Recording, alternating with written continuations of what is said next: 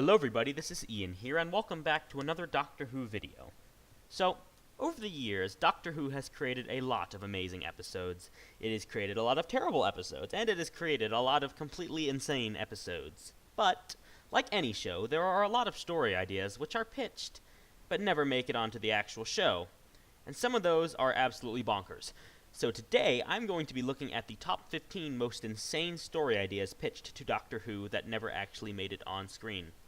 They range from completely crazy, to ingeniously absurd, to downright weird. But before I get into it, I would just like to put up a little disclaimer. Information on unproduced episodes is scarce, and accounts sometimes differ as to the specifics of certain pitches, but I think that most of the ones on my list are historically accurate, as both sources that I used seem to agree on them. The ones I'm not sure on are numbers 14 and 2 due to contradicting sources. But other than that, I am fairly certain in my facts. So, let's dive right in with number 15, The Son of Doctor Who. This serial was supposed to take place during the first Doctor's era and was actually pitched by William Hartnell himself, who wanted to play an additional role other than that of the Doctor, so he pitched The Son of Doctor Who. Basically, the Doctor would meet his evil time-traveling son, who looked just like him, and that son would become a recurring villain throughout the duration of the series. And this isn't really that crazy of an idea when you think about it, considering that the Doctor has a granddaughter, so he would have had to have had a son or daughter at some point. The craziness comes in the fact that the son is evil for some reason and happens to look exactly like the Doctor. It's interesting to think about how this dynamic would have altered the course of the show's history.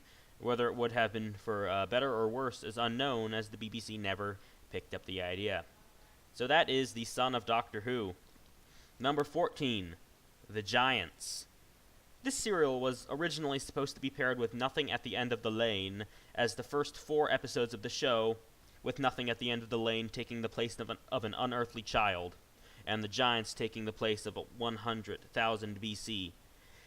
An unearthly child and Nothing at the End of the Lane are essentially the same, and the Giants would eventually be reworked as Planet of Giants in Season 2, and the pitch for the Giants contained most of the same story elements, with the TARDIS crew getting shrunk down and menaced by animals. There is one key difference, however. As the Giants would have been the first serial, it had the task of introducing the Doctor as a character. At one point during the episode, the Doctor would have admitted that he ran away from his own galaxy and is being pursued by others of his race because the Doctor is planning to stop their society from ever existing. That's right. The Doctor was trying to stop the Time Lords from ever existing. That doesn't alter any aspects of his character at all, does it? And it is that concept which ultimately got this pitch onto my list. The story wasn't made, however, as the producers thought it was too expensive and would be cliché, so the episodes were replaced with those we know today, dropping the concept of the Doctor trying to erase his people from existence along the way. Number 13, Death World. This episode was originally submitted to become the opening for Season 10, and was going to feature the first, second, and third Doctors all getting transported to the underworld and fighting villains like the 7 Deadly Sins and the 4 Horsemen of the Apocalypse. Meanwhile, the president of Gallifrey would be playing Death himself at a game of chess. The entire concept sounds a lot like a darker version of the Mind Robber, which would probably have made this list if it hadn't actually been produced. But it was, so it's not on the list. Unfortunately, Death World was rejected by the producers for being too expensive and unsuitable for a family audience. Which is a shame, because that actually sounded like a really fun episode. The concept of 3 Doctors was kept, however, and ended up being made into the 3 Doctors, the openings for Season 10 that actually got aired. Number 12, Operation Werewolf. This is our first Patrick Troughton story on the list, and you better get used to them because they comprise a third of it. Anyway, this episode was written by Douglas Camfield and Robert Kitts, and would have aired during Season 5. Basically, the Doctor, Jamie, and Victoria land in Normandy, France just before the D-Day invasion, and then they have to stop the Nazis from creating a teleportation unit which would be used to zap an invasion force across the English Channel and into the UK itself. This in and of itself is not necessarily insane if there were some alien guidance for the Nazis, but as far as I can tell, there was no outside influence planned in the script, and the Nazis were literally just going to invent teleportation in 1944. I mean, the entire concept sounds like a 60s B-movie. It also doesn't help that I couldn't just couldn't see the TARDIS team of the second Doctor, Jamie and Victoria, successfully tackling this episode. It would have been much better with other TARDIS teams, like the first Doctor and Stephen, or the first Doctor and Ian and Barbara and Vicky, or really anything with the first Doctor. This was a very first Doctor story, it felt like to me, or the seventh Doctor. Anyway, Operation Werewolf, one of the most cheesy concepts the show has ever produced, and that is saying something. I do get the feeling, though, that it would have been beautiful to watch if it had been produced. Number 11, The Return of the Neanderthal. Another Troughton story. This is exactly what the title says it is. The Doctor finds a colony of Neanderthals on another planet for some reason. I don't know why they're there. And they want to return to Earth for some reason. So the Doctor does so, bringing them all back to the distant future of 2016. But the Neanderthals reveal their sinister plan. They are going to invade the Earth by enslaving mankind with their telekinetic powers. Neanderthals had telekinetic powers, after all. Weren't you taught that in school? This story was written by a man named Roger Dixon, but was never picked up by the BBC. Number 10, The Lost Legion. And this is an episode from Season 14, and it was written by Douglas Camfield, and it was submitted to be Sarah Jane Smith's departure episode. And it would feature 2 alien races fighting in the deserts of North Africa.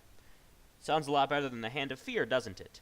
Well, for all you Sarah Jane fans out there, just be glad that The Hand of Fear was the one that got produced, because if it had been The Lost Legion, then Sarah Jane Smith would have been brutally shot down at the end of the episode. Although, honestly, it was written by Douglas Camfield, so it would probably have been a really good episode anyway, and definitely one of the most emotional in the show's history. It would have been the first time that a major companion had died, and Sarah Jane Smith was extremely popular. Ultimately, though, this story was foregone by the producers. Whether or not you think this episode would have been good or terrible, it cannot be denied that the idea of killing off a popular and critical cast member is pretty crazy. Number 9, The Enemy Within. No, not that Enemy Within, although that would be awesome. This Enemy Within was planned to be a 5th Doctor episode in Season 19, and was submitted by a writer named Christopher Priest, whom you will hear more about later, and was written as Adric's final story. Basically, it is revealed that the TARDIS is powered by a monster that represents the Doctor's darkest fears. Well, to all you Adric fans out there, this wouldn't have changed anything, because Adric still died in this script. So,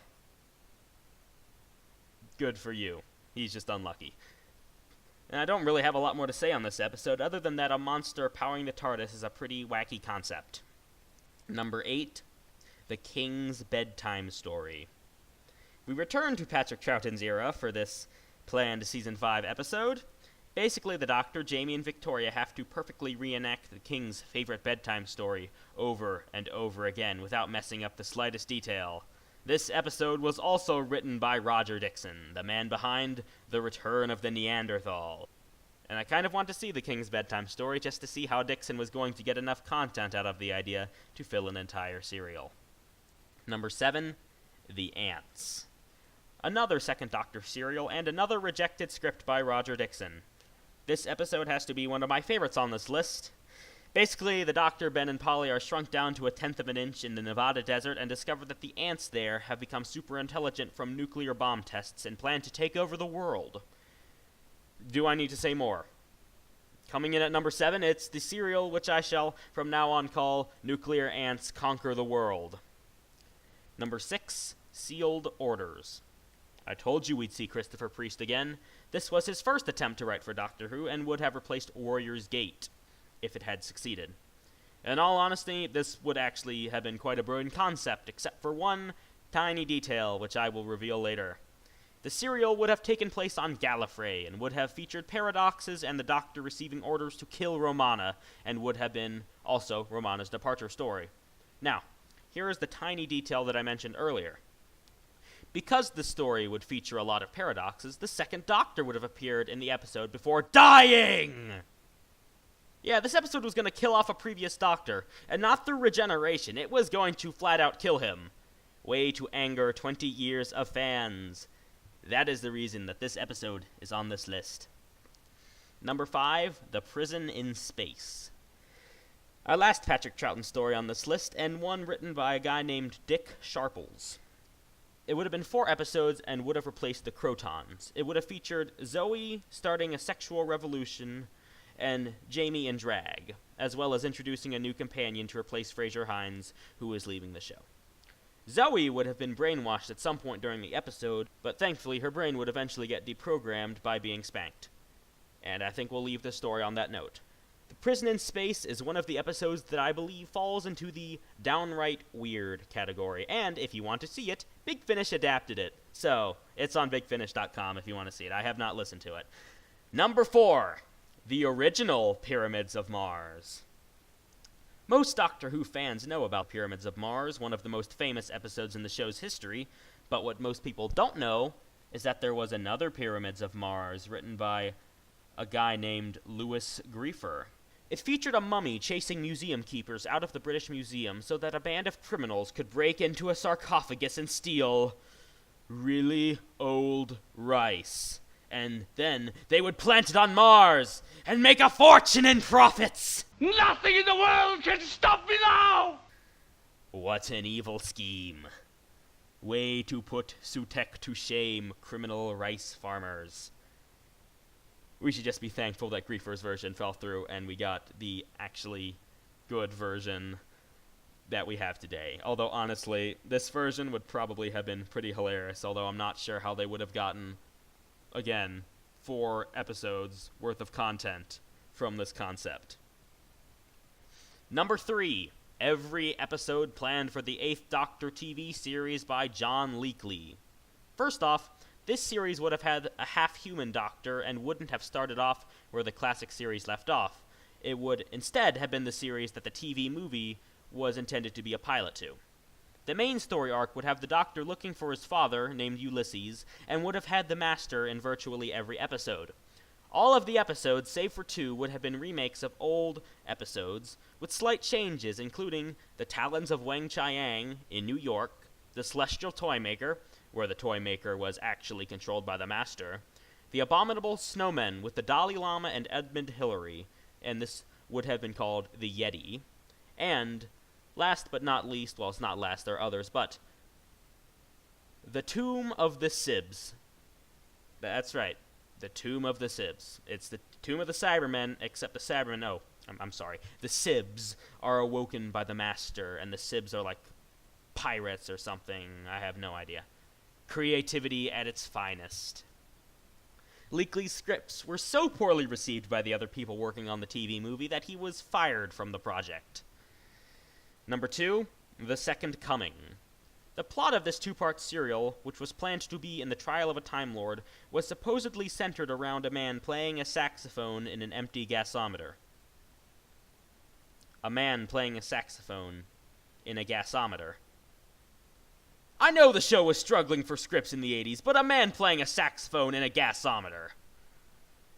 And number 1, the one where Tom Baker meets himself. This unnamed episode was pitched by a man named John Brosnan and would have featured Tom Baker playing the 4th Doctor, meeting Tom Baker playing the 4th Doctor on Doctor Who, and the two would have teamed up to defeat some enemy. Despite the fact that this would completely shatter any semblance of continuity in Doctor Who, I would have paid serious money to see this serial produced. Tom Baker meeting himself and fighting an enemy with himself would have been pretty awesome.